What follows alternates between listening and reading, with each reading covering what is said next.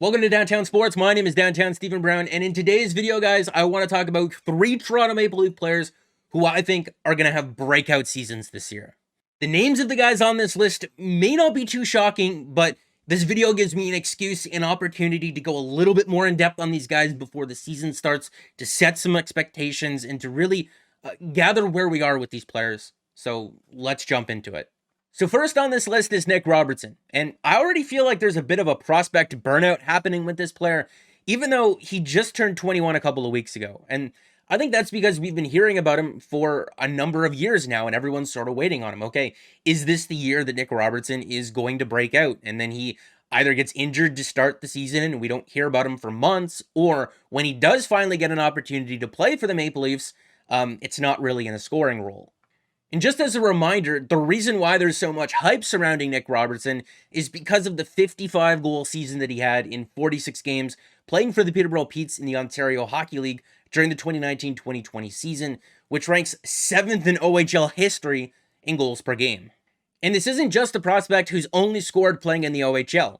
Last year for the Marlies in 28 games, he had 16 goals and 28 points. And in terms of American Hockey League forwards aged 20 or younger, going back to the beginning of the 99-2000 seasons, like the last 23 years, he ranks 37th on this list in terms of points per game. And that's not overly impressive, but if you're looking at the company of players that he's in, he's among many productive NHLers and even top prospects at that age.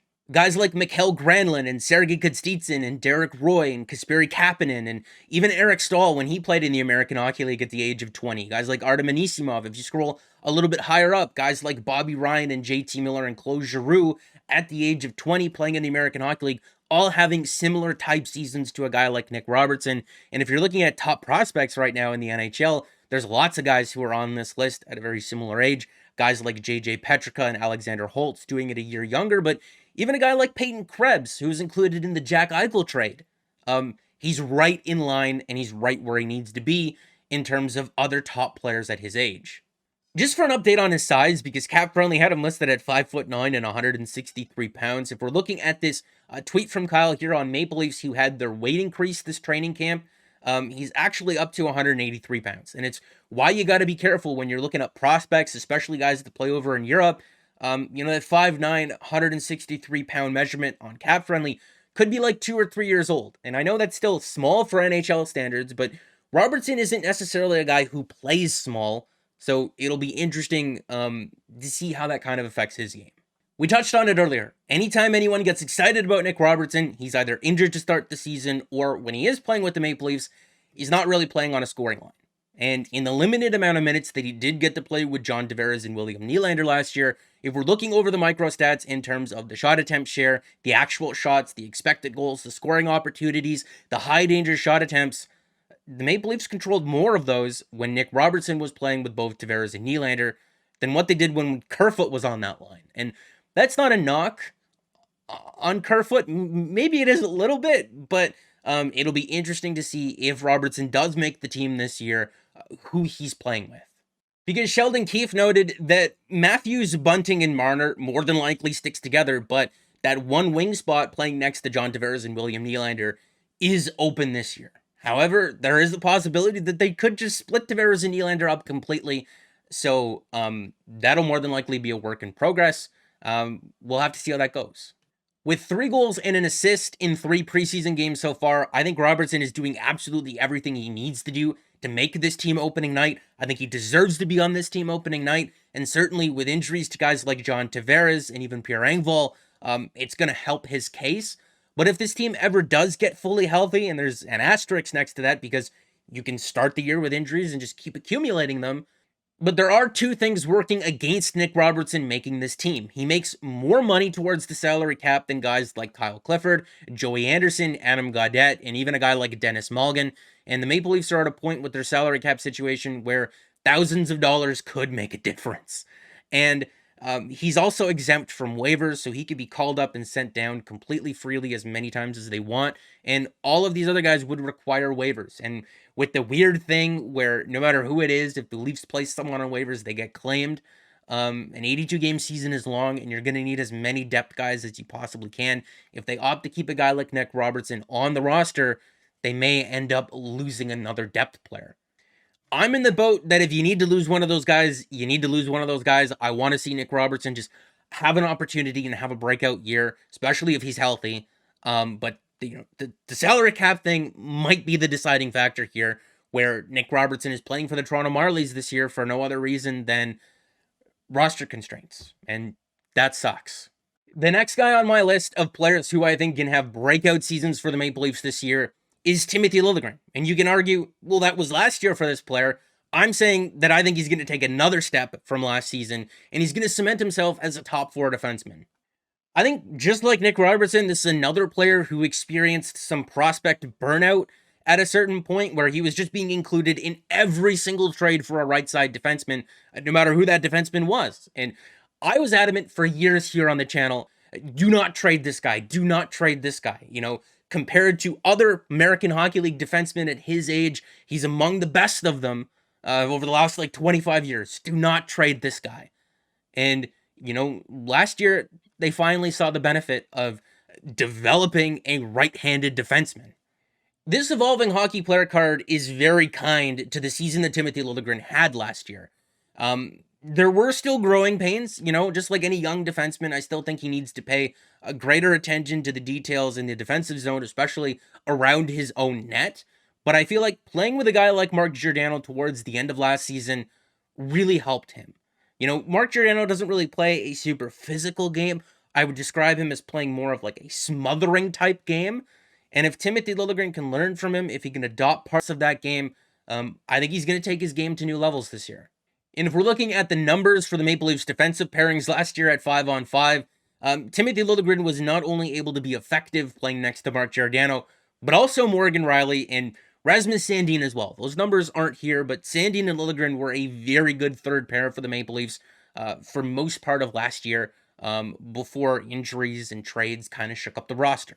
I think another thing going into last year, other than his play in transition and in the defensive zone, I feel like a lot of people were wondering how his offensive game would translate from the American Hockey League to the NHL level. Because if you're looking at the point totals that he had playing with the Marlies, they don't exactly jump off the page at you. And it took him a while to get going offensively. But if we're looking at the numbers from the beginning of the new year to the end of the season, he had 19 points in 42 games. He really took off his two-way game, that is, when he was playing next to Mark Giordano last year. I felt like he got a lot more comfortable carrying the puck over the offensive blue line, handling it in the offensive zone, and even using his shot. I'm looking for him to take steps not only with his defensive game this upcoming season, but also his offensive game as well.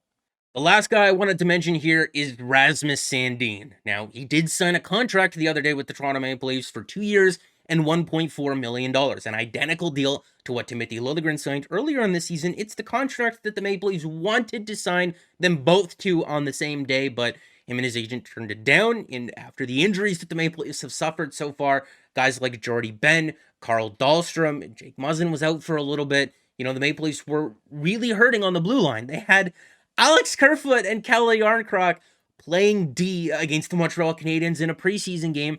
He stepped up. He signed that contract. Okay, he's here now. I'm expecting a breakout season from him this year. A big thing for Rasmus Sandin this year is just going to be staying healthy. He had the knee injury last year. He was injured the year before that. I'm really just looking for him to play a full 82 games because in the games that we have seen from him, it's always so much fun to watch him just shake defenders off in his own zone and just evade incoming forecheckers or break the puck out of his own zone. All of the talent, all of the skill is there. I'm just looking for him to stay healthy and take that next step. Advanced numbers are awesome. I use them all the time on the channel, but when you fail to contextualize them, that's where there's some problems. Rasmus Sandin, don't get me wrong, was an elite third pair defenseman. I don't think anyone else in the NHL was better on a third pair last year than Rasmus Sandin and whoever he was playing next to, whether that was Justin Hall or Timothy Liljegren or Ilya Lyubushkin. But when the Maple Leafs asked more of him last year to play in their top 4 when they had injuries, or even to play on the right side, the numbers weren't very good. And the thing that I worry about the most here is Rasmus Sandin catching Travis Dermott syndrome. And that's having very good productive years to start his career and then just not really developing from there. Every time the Maple Leafs asked Travis Dermott to do more than just play on their third pair, they never got the results that they needed, especially in those two playoff series against the Columbus Blue Jackets and the Montreal Canadiens when Jake Muzzin went down with an injury. Travis Dermott, really good on the third pair all year, and then when they asked him to do more, was never able to step up and provide that. And you can see that in the advanced numbers with the expected goals above replacement going down each and every season, despite his role more or less staying the same. And I'm not saying that Rasmus Sandin is Travis Dermott right now, anyway, but the comparisons are there. Very encouraging first couple of years.